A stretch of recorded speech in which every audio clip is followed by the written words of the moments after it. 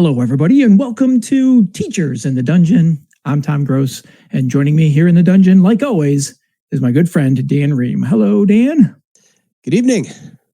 You survived the storms last night. I did. I am incredibly flustered, and I am literally in the dungeon tonight. As I was telling you just before we started, something went wrong with my computer, and I am sitting on my son's gaming computer. So I got all the power. Yes, all the power. You're going to be rolling. You got a bonus on your podcasting rolls tonight. All right. Well, we have a special show tonight. We have a longtime listener and contributor through comment on social media and just conversations with us, shared a story with us that we definitely wanted to get onto the air. And so I'd like to welcome to the dungeon, Jason Jernegan. Hello, Jason. Hello. How are you? Doing well. I hope you noticed that we brushed off the dungeon room here and nice and clean for you. I see that. No cobwebs. No, we ran the giant spiders off. Tom, I think Jason was our very first person to contact us in social media. First one to give us feedback on the podcast. Okay. Wow. I knew you've been around with us for a long time, but I guess I didn't realize that. So awesome. As we always do when we have a new guest on the show, we always like to start off by, Jason, having you share with us your Dungeons and Dragons story, where you played, who introduced it to you, characters, edition, whatever it is you want to share about what brought you into the world of Dungeons and Dragons or role-playing games. Well, first I have to say this is very weird being on a Skype call with two teachers. Normally when this happens, they're calling to tell me that my son bit somebody. So this is nice. Yeah, D&D. I mean, for most of my life, I was not like a fantasy fan at all. In fact, I thought it was kind of corny, like growing up, until I read The Hobbit. I had to read it for summer reading going into high school. It was awesome. I mean, it kind of like changed everything. And then my first job, I worked at the United Artists movie theater when Fellowship of the Ring first came out. So I probably watched that movie 100 times. You know, I would just keep kind of hanging out. I would know which parts I wanted to go in and watch. I became a huge fan. Now obviously I've read Lord of the Rings, all that kind of stuff. I always heard about Dungeons and Dragons, but I feel like unless you know people that are playing, it's kind of hard to even fathom how you would start. Like, what even is it? But the Disney movie Onward came out like right before COVID. Yes. And I don't know if you guys have seen it. It's very D&D. And when my son watched that with me, he was like, this is cool. And I said, this is all based on Dungeons and Dragons. And he was like, I want to play that. So that happened to coincide right when COVID started. We were locked down, looking for something to do. So I just ordered the starter set and tried to learn how to, having never even played, how to DM. Oh, wow. Yes. For, a son, he was, I guess, 9, 10, something like that, 9. And my wife, who obviously has no interest at all, but was playing to humor me, so she was doing the dice stacking and, looking at her phone, that kind of stuff. Ooh, breaking all the rules. Yeah. So, but it was, I feel like I was hooked immediately. My son was into it, but he's young, he'd lose interest, pretty quickly. He would come back. But so we kind of stopped playing as a family, but that's of course after I got the bug really bad and started buying every book, hundreds of minis probably at this point, terrain and maps. And I had a lot of free time. And I just kept saying, as soon as the quarantine ends, I'm going to find somewhere to play. And I don't know anybody around here who plays. I had no idea there was anyone anywhere near me that I could connect with that would play. And that was, I would write these, like home brewing my own setting and all that kind of stuff, but really just for fun on my own, not knowing if I'd ever get a chance to play it, which I still haven't really, I guess. I ended up hearing about my library was doing all different game nights, but one of them was a D&D game night. A neighbor told me about it, and I was like, oh, I definitely want to try that. I've never played obviously anywhere other than home, so it was a little scary, I guess, but I got to actually play as a player finally, Yes. which is a lot different than being the DM, and it's been really cool. I'm loving it. And then I've also played an online game now. I kind of at the same time found the library game and the online, what is it, Start Playing Games, I think it's called. And I play on Roll20 with a group of people, and that's also really fun. I gotta say, Tom, I gotta say, I'm impressed. I think Jason is the first person I've known who has figured it out on his own rather than having someone explain this is how you play. I won't say I figured it out, but hey, I you tried. got far enough that you could lead a game with your family, and that is awesome. And I felt like it was easier at a certain point. I was having trouble following like the module that comes, with the starter set. So I just started kind of making stuff up, and I would take bits and pieces from here and there, which, is, I guess, kind of what they expect. But you're a natural. I felt like it was easier. Yeah. It was easier than trying to remember what I read, to just be like, what, then this happened, and it was pretty cool. I would agree. I prefer homebrew because then I don't have to remember what someone else invented. Exactly. And you can change it on the fly, you know what I mean? So. True. Oh, I drive a truck for a living, so I listen to podcasts all day. I listen to your guys' podcast, but I also, during COVID, found Critical Role, which I know is a little bit divisive, I feel like, in the D&D community, as far as like, it's not a great representation of the game because it's so polished and with the voice actors and all that. But I loved it. I think it's really well done. Yes. And it's what really kind of launched Dungeons and Dragons in this new era into popularity. So I'm all for it. But like you said, it's not for me necessarily because it's so polished. I usually like to go to some of the other ones that are a little bit more like I'm sitting at the table, but I'm 100%. I totally understand why people love Critical Role. The storytelling is phenomenal. Matt Mercer is as pro D&D as you can get. He's fantastic. I wanted to go back to what's the TV show or the movie? Was it Onward? Is that what it's called? Onward, yes. Yeah. I had almost the exact same experience with my family when we watched that. I thought I knew that it had some D&D relation to it, but I didn't have any idea to the level of it that it did. And I just sort of kind of covertly got my family in there because, yeah, like you said, it was the beginning of the pandemic. What else is everyone doing? Nothing. Right. And so I was like, hey, let's watch this new movie. It was supposed to come out in the theater, but they put it out in Plus, and I could not believe how much I enjoyed it. I couldn't believe that both of my girls and my wife were engaged in the story to the end. Yeah. And I was like, guys, that is so D&D. And while it didn't necessarily work out for me quite like it did you to get your family to play, I still was really happy with that movie, the way it portrayed the game and just sort of the culture, and that the fact that it made it consumable by someone who doesn't play Dungeons and Dragons. Mm-hmm. Yeah, it gave you kind of the basic premises, some of the monsters and the the ideas. Right. I'm still waiting for Dan to pull out a van in our game where we're going to drive in a van. Challenge accepted, Tom. Yes. So aside from the fact that it was just, you've been a friend of the show for a long time, really wanted to get a chance to just kind of talk to you face to face, so to speak. But we've been doing a little bit of research on building D&D community. And part of that has to do with, integrating libraries and game stores and school game clubs. And so your experience that you shared with us about joining game at the library just seemed to fit perfectly. So we're kind of killing two birds with one stone here. We're gonna kind of grab some interview sort of research information from you, but it just seems like a really good topic to talk about anyway, just for our podcast is what it's like to just jump in cold Yeah. with a group of strangers at a local library and start playing this game. Oh, yeah.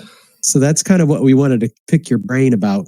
So can you tell us all, you kind of mentioned that you heard about it, but what was the advertising? How did you come across it? So yeah, well, I mean, I don't know if this is going to offend you guys, but I didn't even have a library card, and I live 2 minutes from my local library. I'd never even been inside of it, to be honest with you, since I've lived in this town for 14, 15 years, something like that, and I had never been inside of it. They do a ton of programs over there, though. It's actually pretty awesome. I know when my son was little, there's a lot of like child programs. My wife would take him during the day, a lot of time in the summer, with some of the neighbors, and they had tons of things. They do stuff for teens. They do like creative writing workshops, and there's always something going on, it seems. But one of the librarians, I guess, is a big D&D fan, and he said he was trying for years to get, enough people to sign up and get, I guess, whatever permissions he needed to do a D&D game. It just came at like the perfect time, But one of my neighbors that goes to a lot of the other programs, she had, I guess, she was on the email list. She was like, "Oh, D&D, Jason loves D&D." So as soon as I saw that, I was like, I'm going tomorrow to get because you couldn't sign up for it without a library card. So, so I went in and I, signed up for my card, gave my ID, and she said, "Oh, let me show you around." I said, "I just tell me where they play D&D. That's all I need to know." So out of curiosity, the other people playing in your game at the library, do they have kind of the same story where they didn't have cards and this is what brought them in? Well, there's a few like veteran D&D players for sure. There was quite a few young people. There was a woman who I would say has to be, I'll be nice, but I would say she's probably 70 years old, who was playing D&D, like never played it before, had her dice, had her character sheet, I won't say that she was that engaged. But I think there was a few times we might have lost her, but it was so cool. It was such a wide net of people. I wouldn't say I was the expert. Like I said, I barely have played, but I was definitely the one going, no, actually, this works like this works like that. I never wanted to be the rules guy, but we were all learning together, I feel like. And it was pretty neat. That is wonderful to hear. That I don't think you could have designed a more perfect group of people to illustrate what, the benefit of this for a library and just for the people themselves. That's so cool. I described it to my wife as, I don't know if you've ever seen the show Community. Mm-hmm. So I feel like it was kind of like that class, such a broad spectrum of people, all talking about, space vampires. It was just so weird. As one does. Yeah. And the DM's, he's really good. He's, really big with the humor and stuff. So it's very funny. We're constantly laughing, and it's, nobody's nervous or anything. And now we're kind of in the swing of things, and it runs pretty well. 2 hours goes by really fast. How often do you play? So right now we're playing every other week. For 2 hours. For 2 hours, which really kind of like whets your appetite, I guess, or however you would say that. But that's when I said, I need to play more of that. It's not enough. So that's when I joined an online group.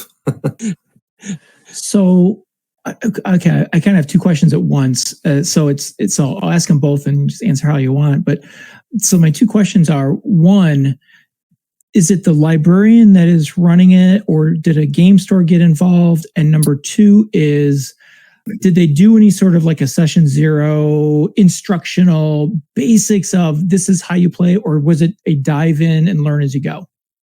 So, yeah, unfortunately, I missed the first 2 sessions because I didn't hear about it till it had already begun. So I don't know that they had a real session zero. I know that some of the people who are playing with like pre-generated character sheets that the DM made. So they didn't even necessarily come with characters or anything like that. So I feel like they may have just kind of been like, we're just going to start and we're going to figure it out. What was the other question? The other question was, sorry. No game store, as far as I know, is involved in any kind of way. I think he just kind of did it on his own. He's now gone and bought some minis himself. And I've offered to bring stuff in. I haven't yet, but kind of hard to know what we're going to need. Right. I was going to say, that is the problem. If you're not the DM, he doesn't want to give away the storyline by telling you, I need a beholder. Right. Do you have any ancient dragons? And I'll say, you know what? No, I don't. So write something different. Yeah, shoot. That's good to miss that week. Yeah. What's the attendance been like? How many people are involved in this? So we've had a couple people drop out, but then always added at least one person for every two. So I would say we generally have about 6 people playing, I think. Just not a group, right? Just one group. Yeah, just one group. It's a good number, though. We try not to split the party. Keep everybody engaged. How has your experience been with this? Like, from the beginning? I mean, obviously you're still playing, so I'm assuming it's been a good experience, but tell us some stories about like the play itself and some, maybe some highlights of just the table itself. So yeah, I mean, it's like I said, I've definitely enjoyed it a lot. We spend a lot of time laughing. I feel like people would be scared to just show up and like a game with all these rules and, you're rolling dice, and I specifically am terrible at math. I know we've talked about that before. I always say, my math class took place in a trailer behind the school.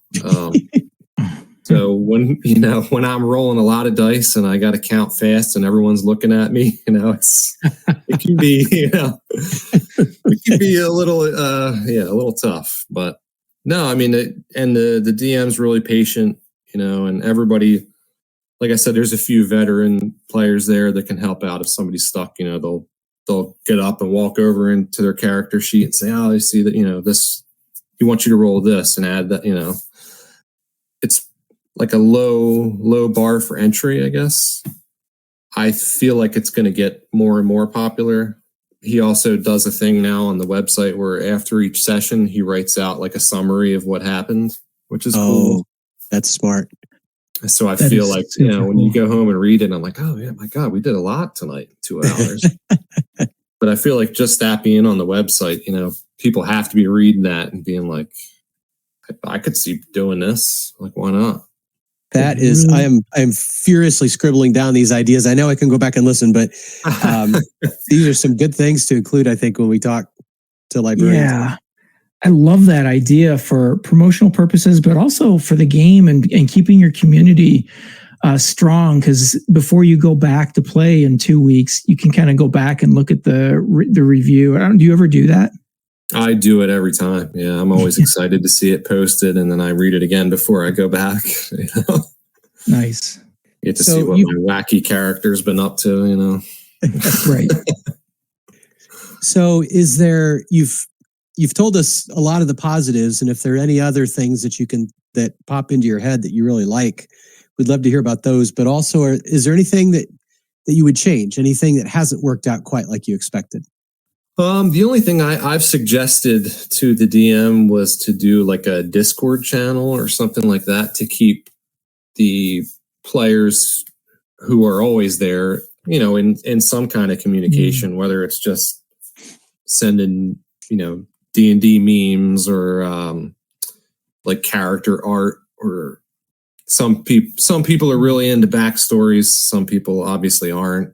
I mean, I could sit here and talk all day about my character's backstory. I know there's a few of other ones that could do the same. I said that's Polynob, right? That is Polynob. Okay. Polynob the Bard. Yes. Yes. Who has his own Instagram. He does. So if people are curious, they should go and check that out. Yeah, he does. I say he's the most famous hero that no one's ever heard of. Yes. And I have actually been guilty of sending the dungeon master an email of, just so you know, this is why he's doing this and that. little snippets of backstory, and I know he's probably like, "Oh God, this guy." More about this frog. I would guess that he is just really excited that you are that enthusiastic. That makes life easier for a DM. That's for sure. For sure, yeah. And there's a few of us that are pretty gung ho, like I said, and then I feel like that helps kind of push along the people who maybe haven't come out of their shell a little bit. Really encourages them to get into it and to not feel silly. I haven't done the voice yet, though. I've described, how he would probably talk, but I feel like I can't do the Kermit the Frog voice at the table. So not there yet. Hasn't encouraged anybody that far yet. I wish I could do accents. Everything I do just veers back toward Irish.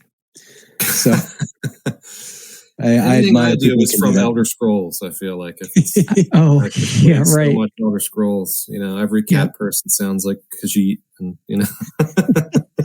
right. And Dan, I think you're a little better at the voices than you think you are. So I'll just put that out there.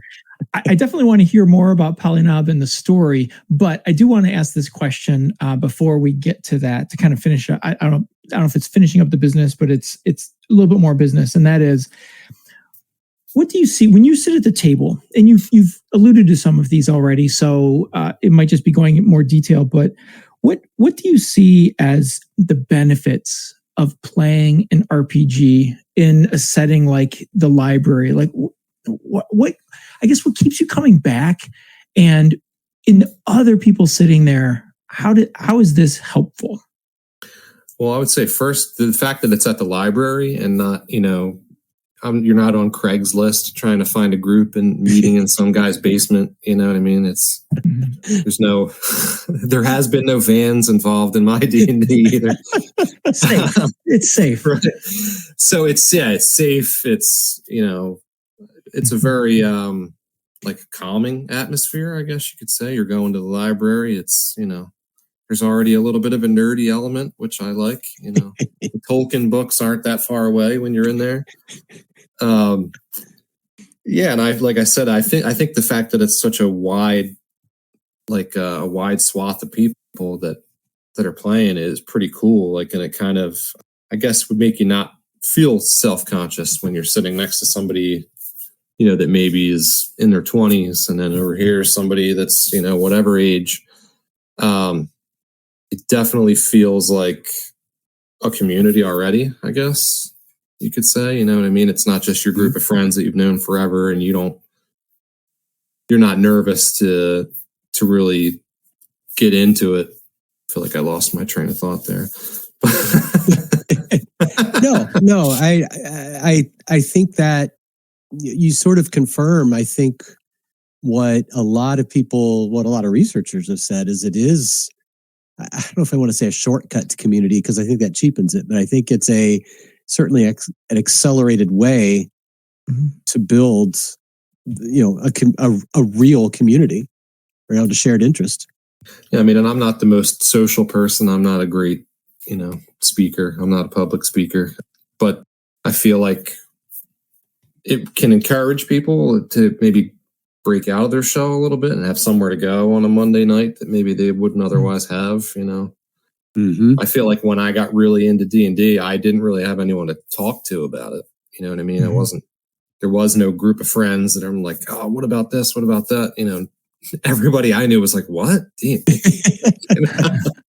I feel like now, though, even just in the last year or so, it's been, now you walk into most stores, there's D&D merchandise. There was obviously the big movie. It's kind of becoming more of like the fabric or whatever, the zeitgeist, I guess. So I feel like that helps a little bit. But yeah, just having a group of people who would not know each other. Like I said, I had no idea there was anyone even around me that was playing. And then to have, just while you're sitting there setting your stuff up, they're like, they talk about, in my home game, I do this. And I'm like, there's home games? Like, where was all this? Yeah. I didn't know people shared my affinity for elf culture. Oh, they're out there. Yes. Yeah. Yeah. Do you find that, I know our experience, and we've talked about this on the show before, but our experience with our kids in game club and our summer camp is, the 4:30 time comes and that's the ending time, but they loiter around and they want to share and they talk and they laugh do you guys find the same in your game as well? Definitely some people more than others, will hang out. And I feel like it's mostly the guys who look like me, the 40-something, bald men are very, like, we don't want to go home yet. What do you Yep. What is your opinion on dragonborn breath weapons? Oh, and I know that's a sticky point with you guys. Yep. I think that's one of the first conversations we all had before it was about playable races, and yes, that's right. I had to defend all those reptile races. Speaking of which, let's talk a little bit about Polynob. Tell us the inspiration for that character, and tell us about like his personality and how he goes about things in the game.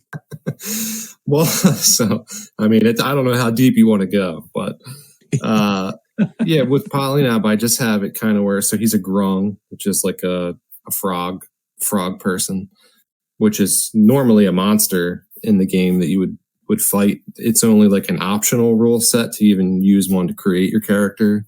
So you don't hear a lot about grung running around, but he is a bard. And like I said, he thinks he's the world's greatest hero because he's been in the Feywild for years, and he has been on all these adventures and had these grand things, these, grand victories, and there's songs sung about him. But really, it's kind of like the Truman Show, where it's really the fairies and, the Fey creatures that are just humoring him and kind of making him think that all this stuff is really happening.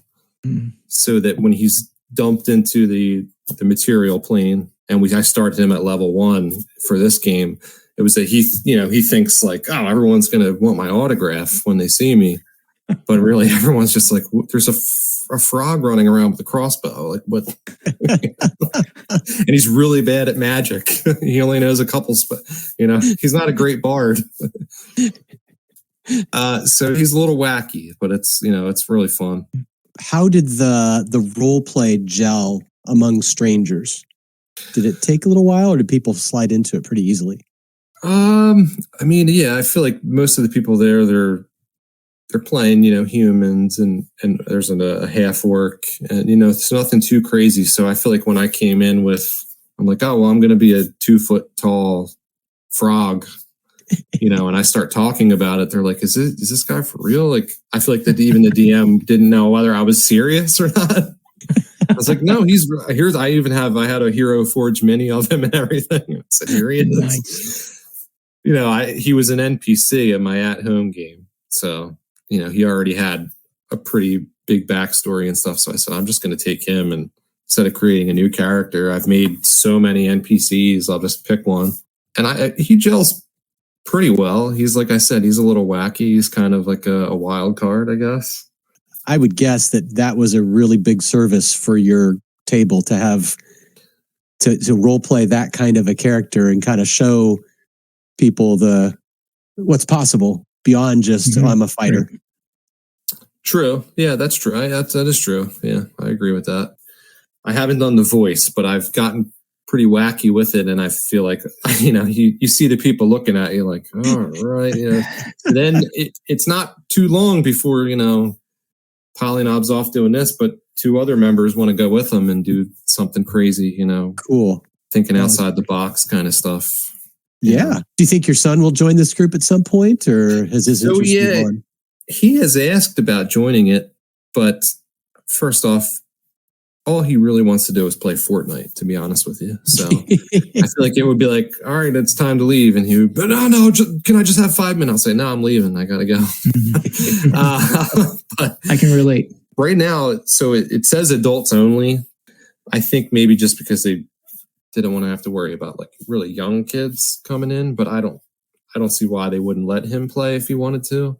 I haven't really brought it up though, but I would love to see them start, take this and expand and maybe start running games for kids. You know what I mean? I would even volunteer to DM. I mean, that's really something I should talk to them about. The minute you volunteer that, yeah, then you're the forever DM. Yeah, the program is set. Signed your life away. Yeah. But I would like to see that when we have some game stores that aren't that far away that, sell D&D stuff, see if I could get them to maybe just even have like a presence of some kind would be cool. Yeah, I wonder if they're even aware, because I can't imagine them not jumping at the chance to build their network too. And then there's something called Geek Fest that they have. I think they have it like a few times a year, and it's like they have it at like a high school not far from here. And there was guys out front like jousting and like medieval fighting outside. There was all kinds of vendors, selling dice and all kinds of stuff. Yeah, they were running games in there, and I had never heard of that before. I just, I went as soon as I heard of the first one. But apparently they've been doing them for a while now. So I would love to see that, expand too. It would be really cool. Oh, definitely. Like it's small now. I would like to see it grow. It would be neat. Yeah, and I think that's when we talk about our presentation that we'll be doing at Gen Con, that's kind of like all the pieces you're talking about. The game store that's down the street, the library that's here, the festival, the Geek Fest that takes part.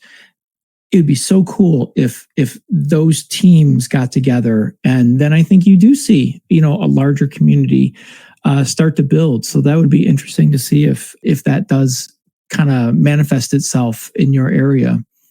Where those entities start talking to one another. Yeah, I would like to see it become more of a, let there be a big D&D community everywhere, but definitely where I live, I would benefit from that. Right, exactly. And I mean, just think about all the other people that are like you, who have heard of it, watched the movie, something like that, and then they're like, "Oh, that sounds really cool," but who do I go? Who do I go to? Right. And so. Kudos to your public library for doing that, because I know it's hard for a public library, because I'm assuming it's the librarian that's the DM. Yes, yeah. Mm-hmm. Yeah, and so then you lose, you kind of lose an employee for 2 hours, and it becomes difficult. Is he ever asked to do a library duty while he's DMing? Not that I know of. No, it is night. I mean, it's at like 6:00 at night, so maybe he's kind of accomplished what he needed to. Yeah. I also don't know. I don't know what the real requirements for a librarian are either, I guess. Well, that's true. I'm sure that maybe there might be something at 6:00 at night. I don't know. Yeah. Does the library have resources and materials like a player's handbook and things like that? So I don't know that they have them like on the shelf in there. I'm not sure. I know we talked about it before because he has his stack of books, but I think those are just his books. In fact, for 2 sessions, he was using a Pathfinder DM screen, and I finally had to listen. So I bought him the D&D DM screen. Cool. I just can't, I'm sorry. Not that I have anything against Pathfinder, but I wanted that big red dragon on the table. Yes, that's a requirement, I think. So you were inspired then to find another game. And so you went online. And so how did that come about? Did you search that out, or is someone in the game that you know? How did that come about? No. So I, just from looking at just D&D stuff on like Instagram and stuff, I started getting advertisements for that Start Playing Games. I think that's what it's called. I hope I'm saying it right. And that's like, basically there's DMs on there that they get to set their fee, but they do charge a fee to DM, and anyone can join their game. So I ended up finding a DM who he was also brand new, and he's doing his own homebrew, and it was very Dragonborn centric, and it's kind of more like a horror, so not kind of funny the way my in-person game is. It was more like a horror game. So I just thought it sounded really neat, and I was one of the first people in the game, and I'm the only one who was in it from the very beginning. So we've picked up new people along the way. But but that's been really fun. Now that we could play for longer, and we play every week now with that one. Okay. About how many people get on per week, would you say? So we were averaging 4 players in the DM. We've had a couple people have to step away for different reasons, but supposedly they will be coming back. So actually the last game I was running my character and another player's character. Oh, I was going to ask you, how do you deal with that? Yeah. Their players, their characters stay in the game even if they're not there, or? So he just kind of turned them into an NPC and just said, if this character were to die, like Hugh doesn't die. You know what I mean? We'll just take him off the table. He's unconscious, Okay. Like he's not going to kill your character when you're not there. But instead of popping in a new character no one's heard of before as a, to fight to come along with us, we just use characters that are already there. Okay. I like that because I did everything I could to kill Makistos in that gelatinous cube, Dan, while I'm sitting there thinking about it. But no, that's cool. So if you're absent, but your character's being used as an NPC, if they die, they don't die. They're right. Just, I really, that's a cool component. Oh, yeah. So last night we only had 2 players, and my character in that is a turtle. And we got to the boss, and I was killed in 1 hit. Oh, so, goodness! 1 hit. It was a bad hit, but so then I'm running, another player's character to try to save my character. What level are those characters at? So we're level 5. Okay, but we were fighting a banshee, and it was just he critted. And I'm a druid, so I was in wild shape. It took my whole wild shape and all my hit points. Just dead. Jeez. Wow. But we made it through. It was, my turtle lives on. So I looked it up. You are correct. It is Start Playing. Yes. And it looks like it's startplaying.games. That's and right here on the front, they have open games. So and it's not just Dungeons and Dragons. So going across, they just have a preview of 4 games. There's Horror on the Orient Express, a classic horror campaign that's a Call of Cthulhu. It has 2 seats left. Okay. Nice. That's cool. You can pretty much always find a game to jump into, too. Mm-hmm. From what I've only ever played this one, but that's my understanding, is that there's always open seats. And there's tons of DMs. There's every edition of D&D, too. It's not even just 5e. You can get into a 4e game. Or even I think AD, was it? Yeah, Advanced Dungeons, AD&D. Yeah. Mm-hmm. Yeah. So there's even games of that on there. Great resource. Thanks for sharing that. So what I wanted to ask is, I do believe, as I was going through some of the conversation on Instagram, you have been kind of getting into a deep dive of Dragonlance and Drizzt Do'Urden. Yes. Tell us a little bit about that. I love that. Yeah. So, I think Dragonlance is amazing. I can't believe that isn't almost like the standard D&D setting. I feel like the movie should have been a Dragonlance movie. I know they were working on one that I believe got canceled now. Even though it's very dragon centric, obviously it's a little bit more low fantasy. I would say more in line with Game of Thrones or something like that, where not everybody's throwing fireballs. It's there's only a few magic users even in it. So it's a little bit more realistic, I guess, even though there's people jousting each other from dragons, I feel like Dragonlance is what you would see airbrushed on the side of a van if you were to see some of that art, These guys in armor riding dragons and stuff like that. Yeah, another thing while I'm driving is I listen to a lot of audiobooks. So I was able to listen to all the Dragonlance books, and I got really into it. Yeah, I would like to eventually find a game to play in that universe. Would be cool. Hopefully something comes along that makes that popular enough that people get excited about it, Mm-hmm. One thing I think, just by reading the novels of Dragonlance, I've read the original trilogy, the fall and the autumn and the winter, those 3. Right. And then I've read the first 2 books of the new trilogy, which the 3rd book will come out at Gen Con in August. One thing I've always pictured in playing that at the table is that a Dragonlance game would be very role play heavy because of what you said. Sure. The magic and like fighting and combat means something in Dragonlance. Yeah.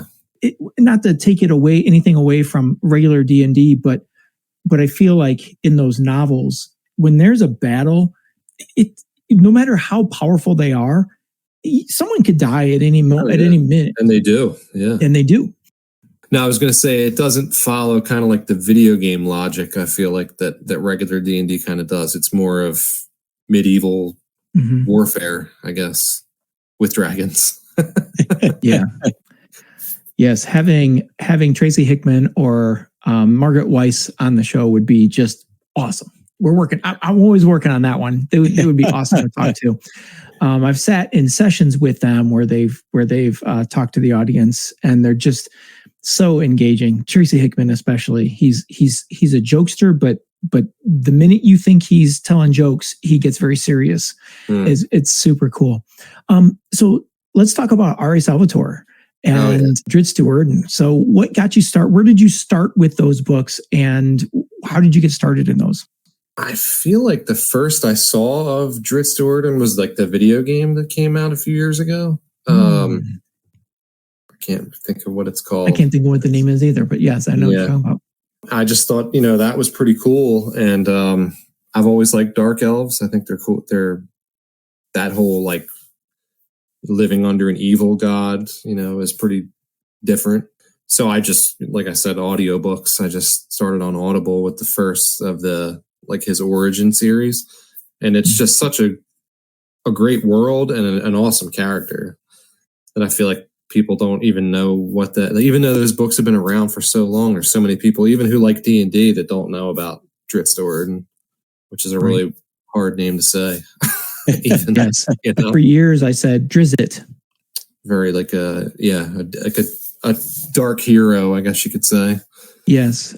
Dan, our friend Brian has constantly talked about how he can't believe that has not become a movie or a TV series or something like that. For real. Yeah, for sure. There's so much now. It's so much story and so many characters. And again, if Game of Thrones could become a thing, the Drizzt Stewart and stuff would be awesome. That would be a great series. My experience in reading those, so I didn't start with the original, like where Drizzt is in Menzoberranzan and growing up and all that. I didn't start there. I started the series, The Thousand Orcs. But the minute after so when you read a lot of these back to back to back to back, there always comes a point where I'm like, I'm getting the formula. Like I'm seeing how it goes. But then there'll be a book where the formula is thrown out. Right. And you're like, whoa, I was not seeing, like, that did not fit the mold that I was expecting. And that's where I think Salvatore is such a great writer. Yeah. I feel like every book is definitely written to be, a preemptive thing for the next book. You know what I mean? It's never, it'll probably never end. I'm with you. It needs to be shown to more people because they're so relevant. And honestly, sometimes I look at those books and I read them, and the description that R.A. Salvatore does with battle, I'm always like, okay, I want to put that into my game. Like I need to describe things the way he does. Yeah, it's definitely, you read those novels, or in my case, listen to them, and it definitely makes you want to play, because it makes your mind just starts going with all the different things you could do. So now I don't know if we convince Dan to give one of these books a try or not. I would start right at the beginning with the I can't think of what the first book is called. Homeland, I think. That's it. Homeland. Yes. Yeah. It definitely hooked me for sure. I wasn't sure what to expect, and I was in real deep. Yes. I'm not opposed. I just never remember when I'm in a place where I actually purchase the book and get it. So I need to do that. I might know a library that has those.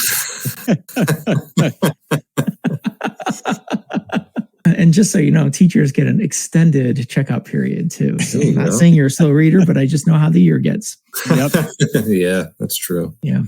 All right. Well, you hold my feet to the fire when we get back to school, Tom. Oh, who said I'm going to wait till we get back to school? I was going to say, why wait? Yeah. You may find something on your front porch. And I'm not talking about a prank. I'm talking about a bag of books. Just don't step on it if it's on fire. That's right. That's right. Well, this has been a joy. Jason, it's been great to get to know you and hear about your games and Polynob and all of that. Any final thoughts or anything that we've kind of moved on and you're like, oh, I wish I would have said this? Anything that to add just to conclude? Oh, no. The only thing I'll say is I think we need more turtle races, just besides the turtle. You know what I mean? More That's reptiles. where homebrew is great. Yes. Yeah. Oh, I have a homebrewed. Yeah. So my turtle's like a box turtle. So. All right. Well, this has been great. Jason, thank you so much for taking the time to visit with us here in the dungeon. And you got to keep us in touch, whether you do volunteer for running a kids game or not, and how that goes and how that gets started. So, well, Jason, thank you again for joining us, and everybody else, thank you for joining us. If it's the first time you've been listening to Teachers in the Dungeon, thank you so much for joining us. If you've been with us in the dungeon for a very long time, well, we thank you so much for that, and thank you for your support. And don't forget, you can comment on the show. You can join us through social media. Easy for me to say. We're on Instagram at Dungeon Teachers, and then Teachers Facebook. in the Dungeon at Instagram. Oh, did I say Instagram? Oh, come on, man! I've been doing such a good job with those the last several months. Well, anyway, Instagram and Facebook are Teachers in the Dungeon. It's Twitter. That's the one. Twitter is at Dungeon Teachers. We also have the YouTube channel. Be sure to check that out. Dan's putting some awesome art on that he's been creating online, and join us there. Join us for the conversation and the comments on all those places. If you need to leave us a longer message, teachersinthedungeon@gmail.com. So until next time, keep rolling those 20s. See you then, folks.